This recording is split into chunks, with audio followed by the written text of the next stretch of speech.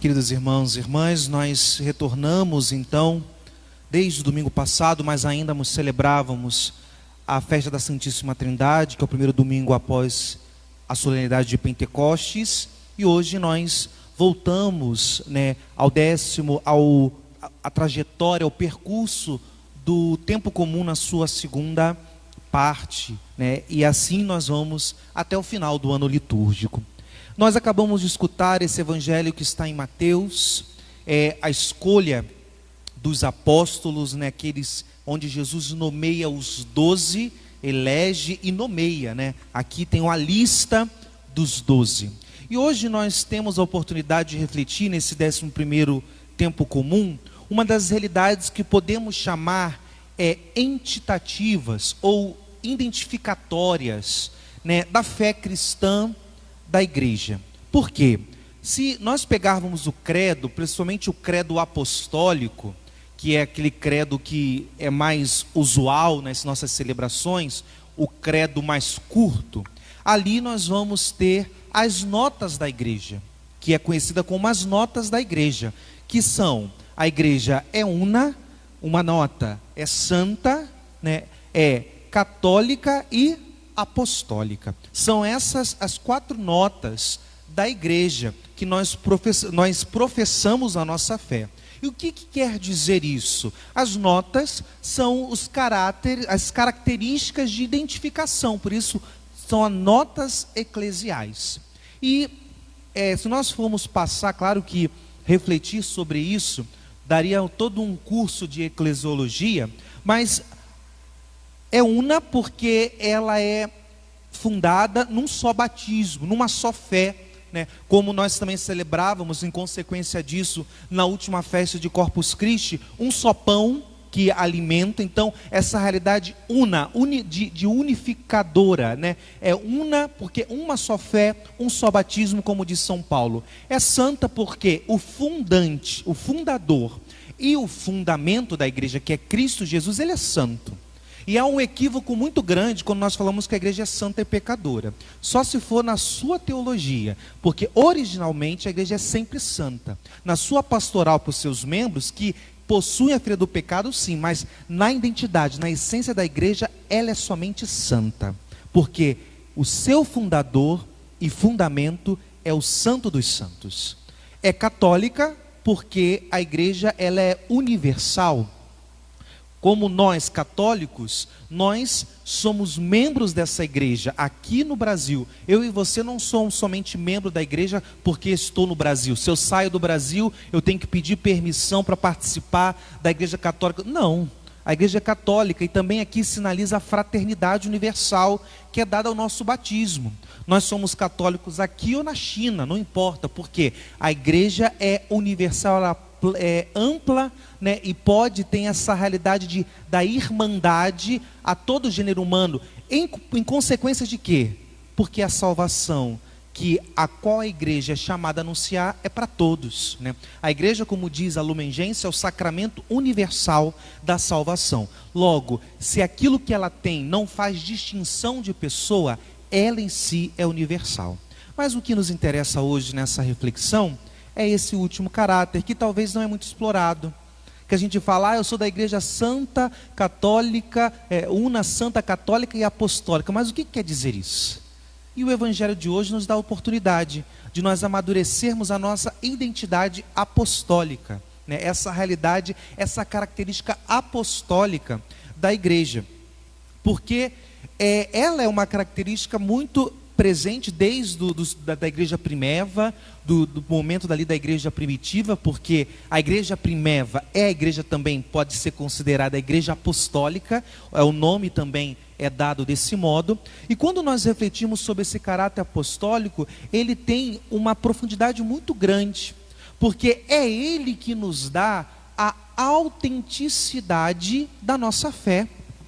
A nossa fé, ela foi nos dada. Eu não elaborei a fé. Ninguém elaborou um dia, né, como um filósofo talvez, que na sua história ele elabora a sua corrente de pensamento, um ideólogo, ou seja o que for. Não, a nossa fé ela foi dada por Deus, a fé é um dom.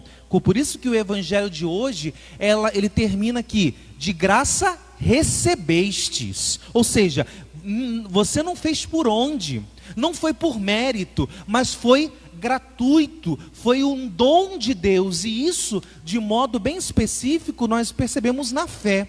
A fé foi dada pelo Senhor, e essa fé foi manifestada principalmente pelos gestos e pelas palavras de Cristo. A fé cristã, ela tem a sua origem na revelação, na manifestação de Cristo Jesus, que pelos seus gestos e palavras nos deu essa realidade da fé. E de uma maneira talvez bem relevante, os seus gestos e palavras que nós podemos sintetizar no mistério pascal. O mistério pascal, ali, né, a essência da nossa fé cristã. E como nós sabemos que isso é genuíno? Como sabemos que isso não é uma invenção de uma história, ou como muitos achavam, né, que é apenas um mito, né, uma realidade mítica? Porque a igreja é apostólica, porque a nossa fé, ela advém, ela é sustentada, ela é mantida por aqueles que viram e ouviram o Senhor, e por isso anunciaram. Por isso que uma das realidades autênticas da nossa fé, a gente chama a sucessão apostólica, porque nenhum sacerdote, nenhum diácono, nenhum outro bispo é ordenado se não for por um que recebeu essa graça, que um que recebeu essa graça é quase uma árvore genealógica episcopal. Se nós pegarmos quem ordenou nosso cardeal, quem ordenou nosso cardeal, e assim nós vamos chegar num apóstolo. E, se eu não me engano, alguns falam que o Dorani vem da árvore episcopal de João, né? Então, essa realidade é muito importante, porque aquilo que nós professamos, aquilo que nós vivemos, os sacramentos que celebramos, advém da manifestação concreta, advém daqueles que viram e ouviram o Senhor, daqueles que receberam e por isso dão de graça, e a igreja continua perpetuando essa realidade. Por isso essa nota, essa identidade, ela é muito importante. Mas aí eu estou falando da realidade da igreja, né? Eu estou falando as notas da igreja, mas essas notas também, elas, quando fala igreja, podemos ficar numa realidade só macro, mas cada batizado, cada homem e mulher, ele participa de um batismo, de um único batismo, né? Então, essa fé única, né? Essa realidade da catolicidade, da universalidade da salvação, e também tem esse caráter, né, apostólico na nossa fé. E aqui nós vemos, porque, como eu já falei, não fui eu que recebi, não fui eu que escolhi ser católico. É isso que muitas das vezes a gente esquece, que a gente acha, eu escolhi ser católico, né? Às vezes no nosso senso comum, né? Eu escolhi ser católico no lugar de ser evangélico. Você não escolheu nada. Nessas realidades de graça e de dom de Deus, a iniciativa nunca é nossa. A gente que acha que escolheu ser católico, que escolheu fazer parte da paróquia São José, que a gente escolheu ser de tal pastoral, não foi. É ilusão. Desculpa, se você pensa isso, você ainda está numa ilusão de autossuficiente, que você escolhe alguma coisa em relação a isso. Como diz no Evangelho de São João, é Deus que escolhe por primeiro. É graça. E se eu e você hoje professamos a fé católica, é porque Ele nos chamou. O caráter apostólico, ele tem essa realidade, que a graça de Deus elege os seus. Não foi eu que escolhi a igreja, foi a igreja, na pessoa de Cristo, que me escolheu para ser um ministro dela. Tanto que, se vocês perceberem, na próxima ordenação que vocês forem, tem um momento, logo depois, que quando começa o rito, que vai lá o reitor do seminário e fala, E aí o presidente da celebração fala: assim nós escolhemos esses homens para serem ministros. É a igreja que confirma a vocação. Não sou eu que digo que tenho a vocação, não. Eu posso dizer que eu sinto um chamado. Mas quem vai dizer se eu tenho a vocação é a igreja, porque é ela que chama na pessoa de Cristo, não sou eu. E é isso, talvez hoje, nessa santa celebração, você é chamado a renovar isso. E isso, por isso que tem o caráter apostólico, ele é sobreposto. O que é sobreposto? Ele tem um caráter que manifesta uma ação de Deus, que é gratuita, que é dom, que vem ao nosso encontro. E essa ação, ela suscita em nós, por graça, uma resposta. E é essa, e aqui eu já comecei essa ação. É Deus que vem ao nosso encontro, como aqui.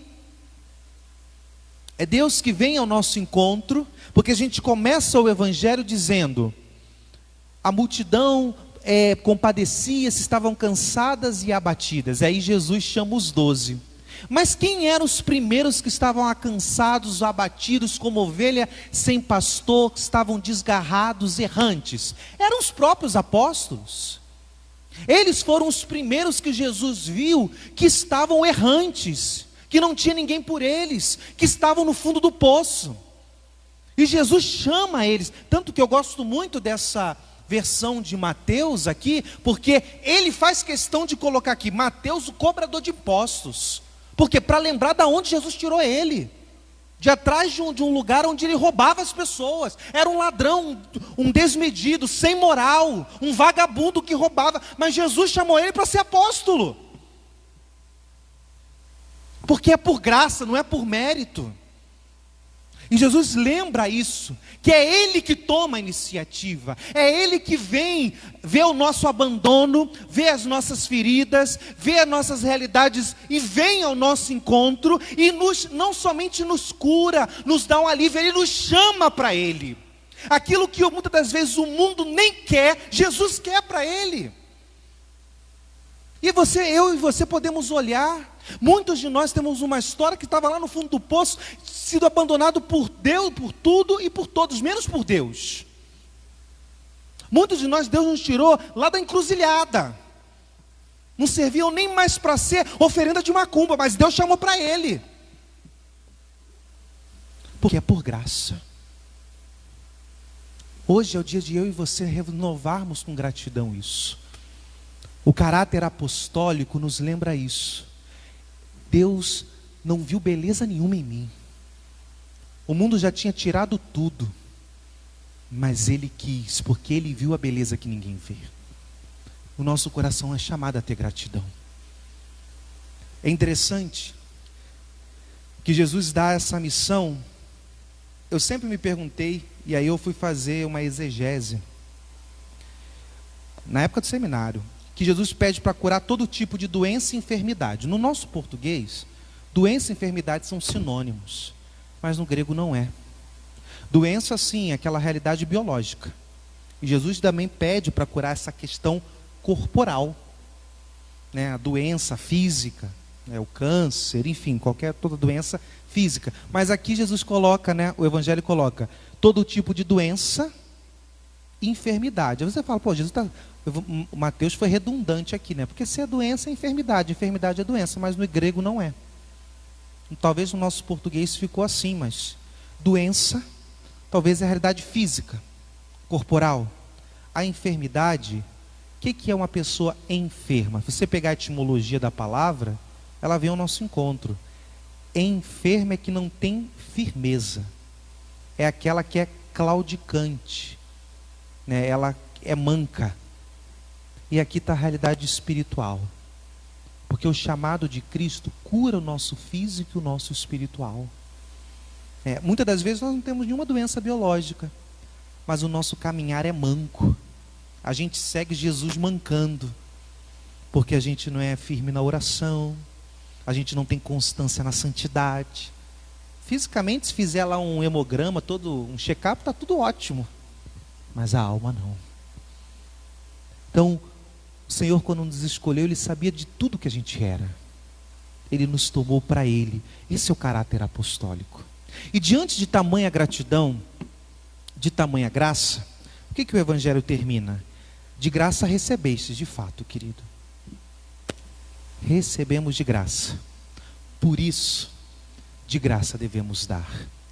O que é dar? É entender que eleitos por Deus, principalmente na figura dos apóstolos que nos lembram isso que é descrito aqui para nós, também pode ser e deve, na verdade, ser apropriado por nós como sentido da nossa vida. Porque se eu recebi essa graça, eu não fui eleito, é Deus que bateu a minha porta, é Deus que foi aonde só Ele podia ir na minha vida.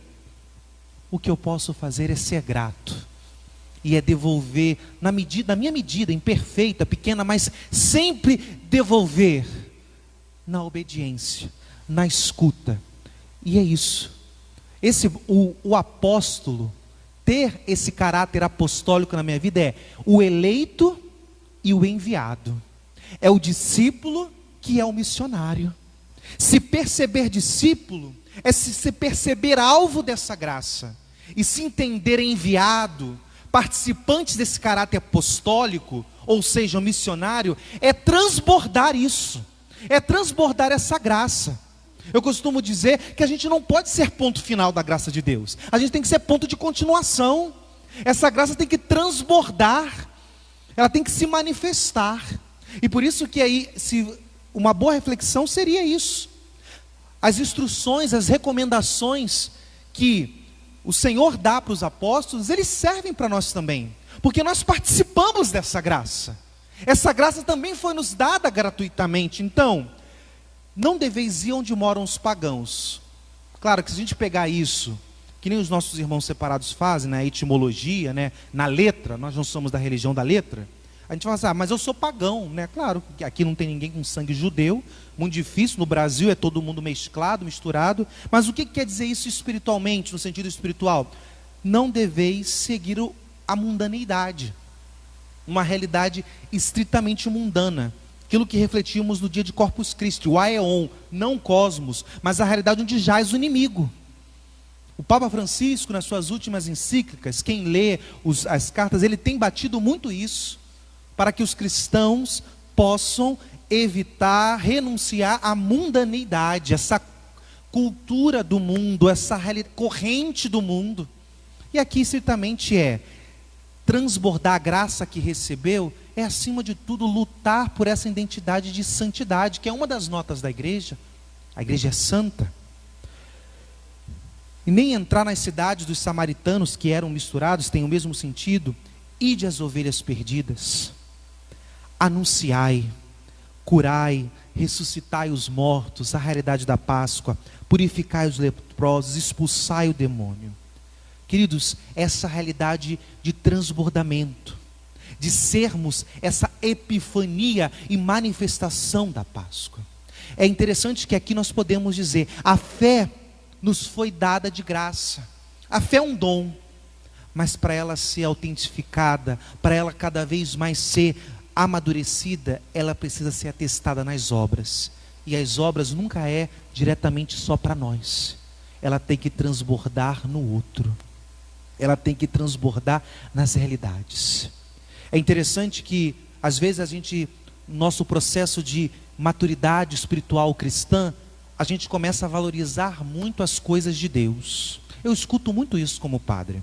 Agora eu tenho que botar as coisas de Deus em primeiro lugar. Eu tenho que botar as coisas de Deus em primeiro lugar. Com toda certeza, a vida de oração.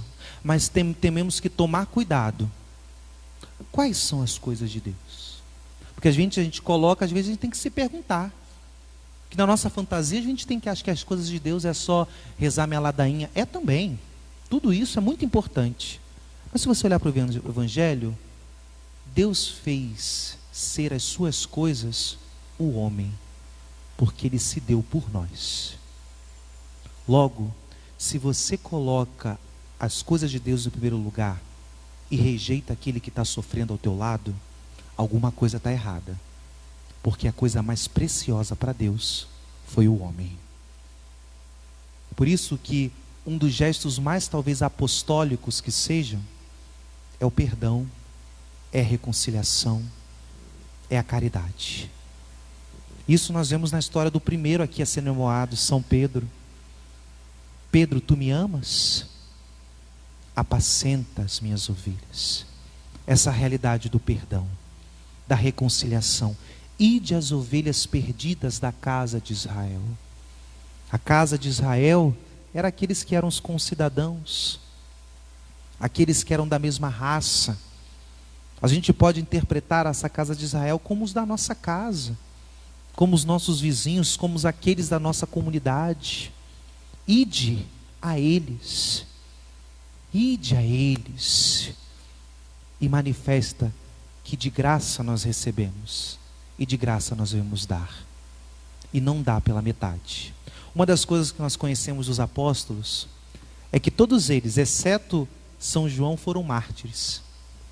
Todos eles deram tudo, até a última gota do sangue. São João, ele não derramou sangue, ele morreu de velhice, mas ele teve um martírio espiritual. Existe na igreja, o martírio vermelho, cruento, o do sangue, e o incruento, o branco, que é o martírio da alma. Talvez nessa vida nós não deremos o sangue, mas com certeza, porque o cruento tem o da alma, o cruento tem o branco. Mas todos nós somos chamados a esse testemunho de entrega, de oferta, porque foi o sangue dos apóstolos, a semente dos cristãos dos séculos. E que seja também a nossa entrega, a nossa oferta. E essa será também fecunda, porque uma oferta para Deus nunca é estéril. A gente pode não ver os frutos, porque é uma realidade de mistério, de fé, mas ela é sempre fecunda. Talvez nessa vida, mas com certeza na glória dos céus. A gente tem que aprender a crer mais nisso, porque muitas das vezes a gente fica querendo efeitos nessa vida, e as nossas entregas, as nossas ofertas, o nosso perdão, o nosso dar a outra face, muitas das vezes não vai ter uma fecundidade aqui nessa vida.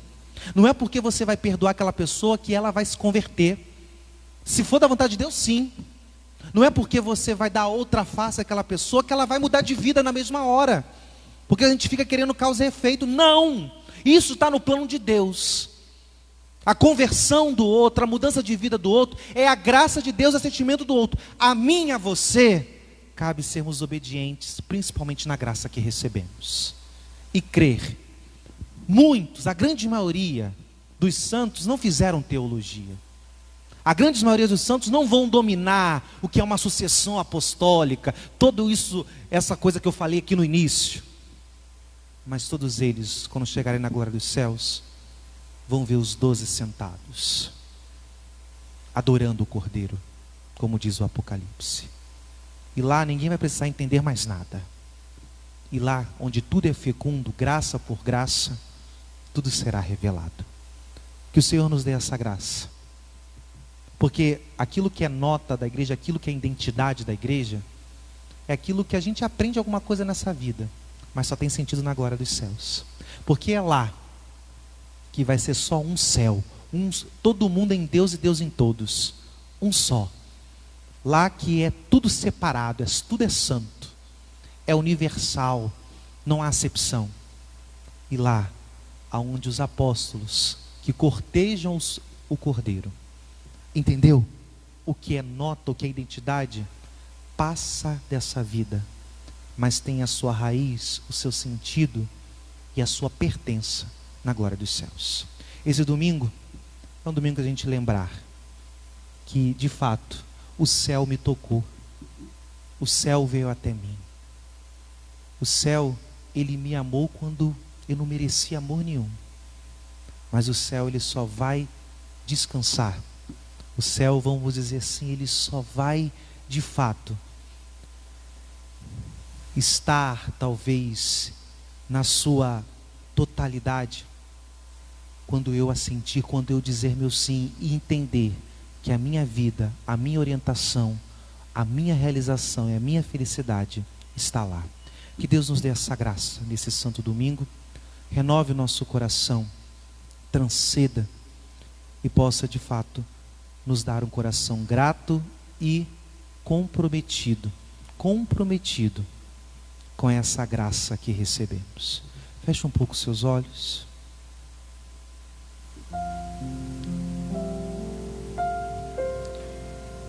Em resposta a essa palavra que nos chama,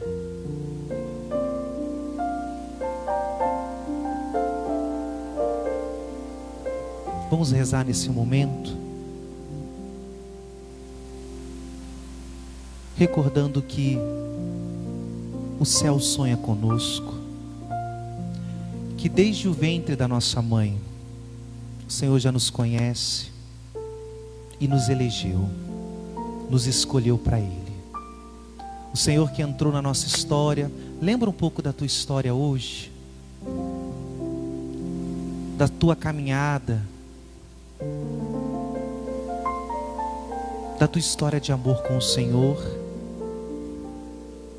do dia que, ou dos dias, dos momentos que Jesus falou ao teu coração, que você que nos acompanha, você que está aqui, se sentiu profundamente amado por Ele, apesar da sua miséria, das suas fraquezas, e vai dizendo para Ele: Senhor, obrigado.